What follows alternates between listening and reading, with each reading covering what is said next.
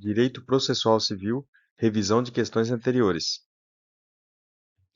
Suponha que tratado internacional, assinado pelo Presidente da República e ratificado pelo Congresso Nacional, disponha sobre a forma de realização de audiências em processos que tramitem perante o Judiciário brasileiro, mas que envolvam partes estrangeiras e a aplicação de norma material estrangeira. Nesta situação, com base na ordem jurídica nacional, que quando houver tratado internacional ratificado pelo Brasil, que estabeleça sobre a situação das normas de caráter processual, estas prevalecerão sobre as normas internas brasileiras. No que diz respeito ao direito processual intertemporal, independentemente da data da intimação ou disponibilização de seu inteiro teor, o direito ao recurso contra as decisões colegiadas nasce na data em que proclamado o resultado da sessão de julgamento. De acordo com o que dispõe o Código de Processo Civil, na ausência de normas que regulem processos eleitorais, trabalhistas ou administrativos, as disposições desse Código lhes serão aplicadas supletiva e subsidiariamente. Tratando especificamente de direito intertemporal processual, assinale a alternativa que está em consonância com a atual norma processual civil. A norma processual não retroagirá e será aplicável imediatamente aos processos em curso, respeitadas as situações jurídicas já consolidadas. A respeito da ação e da jurisdição, o direito de ação é o direito subjetivo público de pleitear ao Poder Judiciário uma decisão sobre uma pretensão.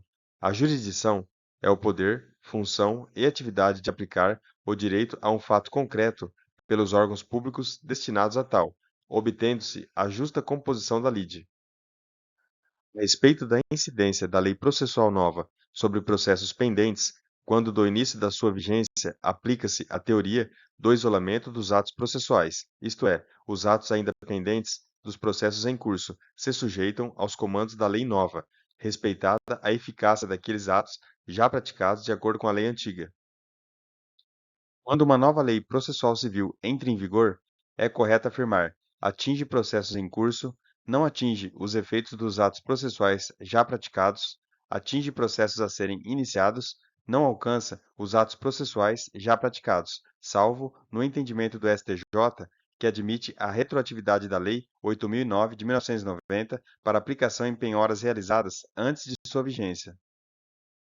A respeito do processo e dos princípios e pressupostos processuais, no sistema processual civil brasileiro, na definição do objeto sobre o qual recairá a prestação jurisdicional, bem como na instituição da relação processual, prevalece o princípio do dispositivo.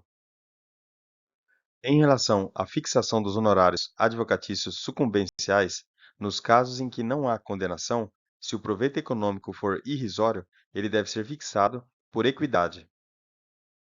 O processo começa por iniciativa da parte e se desenvolve por impulso oficial, salvo as exceções previstas em lei. A respeito das exceções ao princípio do impulso processual, de ofício ou a requerimento, o juiz condenará o litigante de má-fé a pagar multa que deverá ser superior a 1% e inferior a 10% do valor corrigido da causa, a indenizar a parte contrária pelos prejuízos que esta sofreu e a arcar com os honorários advocatícios e com todas as despesas que efetuou. Nas causas em que a Fazenda Pública for parte, a fixação dos honorários observará critérios de zelo profissional, lugar da prestação do serviço, natureza e importância da causa, trabalho realizado pelo procurador e o tempo exigido para o seu serviço, bem como um percentual legal a ser definido de acordo com o valor da condenação ou do proveito econômico obtido.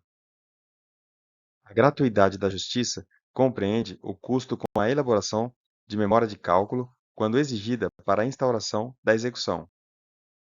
São deveres das partes, de seus procuradores e de todos aqueles que de qualquer forma participem do processo, conforme determina o Código de Processo Civil de 2015, declinar, no primeiro momento que lhe couber falar nos autos, o endereço residencial ou profissional onde receberão intimações, atualizando essa informação sempre que ocorrer qualquer modificação temporária ou definitiva.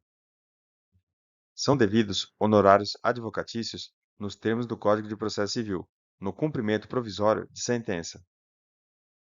O autor, residente fora do Brasil, ficará dispensado de prestar caução suficiente ao pagamento de custas e honorários quando houver dispensa prevista em acordo internacional vigente no Brasil. Sobre os honorários advocatícios, na majoração em grau de recurso, o limite máximo deverá computar apenas o valor dos honorários e não aqueles decorrentes de multas e de outras sanções processuais. Sobre os honorários advocatícios, não são devidos em processo de mandado de segurança, ainda que haja má-fé da parte. Sobre os honorários advocatícios, a verba será devida no cumprimento de sentença contra a fazenda pública que enseje a expedição de precatório se tiver sido ofertada impugnação. Considera-se litigante de má-fé aquele que provocar incidente manifestamente infundado. Sobre a gratuidade dos atos processuais, a gratuidade poderá ser concedida em relação a algum ou a todos os atos processuais. De acordo com o Código de Processo Civil, as partes e todos aqueles que, de qualquer forma, participam do processo civil têm o dever de cumprir com exatidão os provimentos mandamentais e não criar embaraços à efetivação de provimentos judiciais, de natureza antecipatória ou final. O Poder Judiciário não tem como exercer sua função e missão constitucional de forma isolada e, por isso, necessita da participação de outros atores, denominados auxiliares da Justiça, como o Ministério Público e a Defensoria Pública. Sobre os auxiliares da Justiça, é correto afirmar que a Defensoria Pública gozará de prazo em dobro para todas as suas manifestações processuais. Vejamos uma situação hipotética.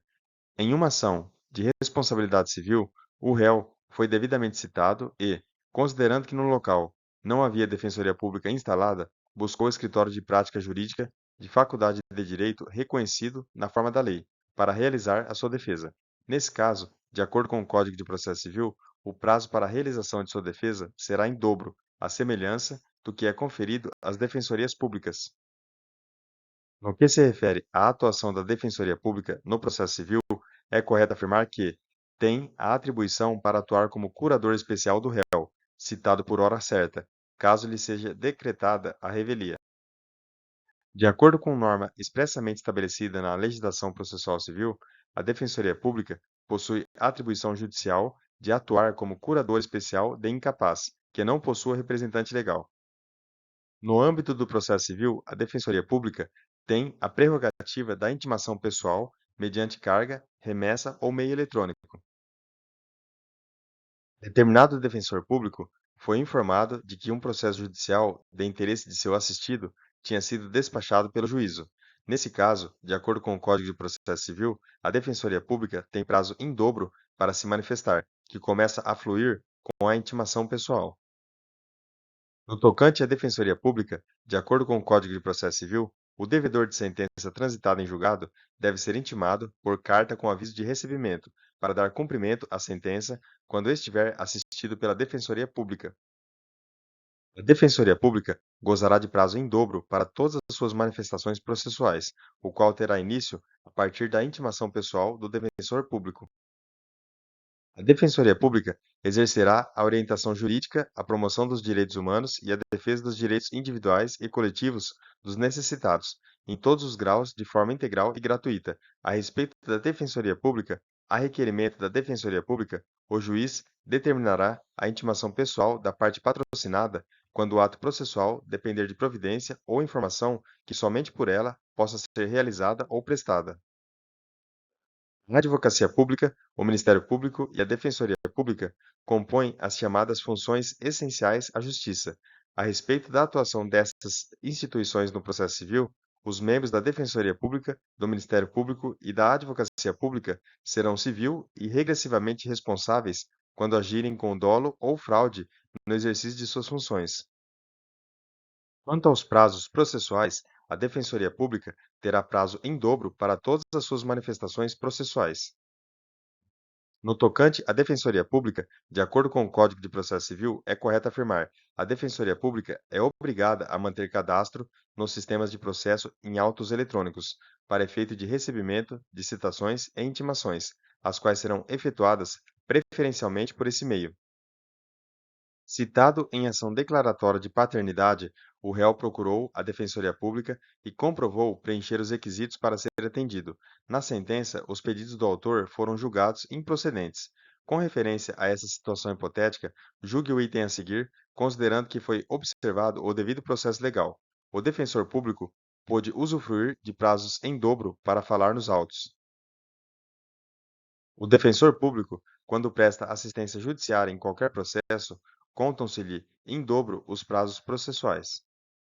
Bons estudos e até o próximo vídeo.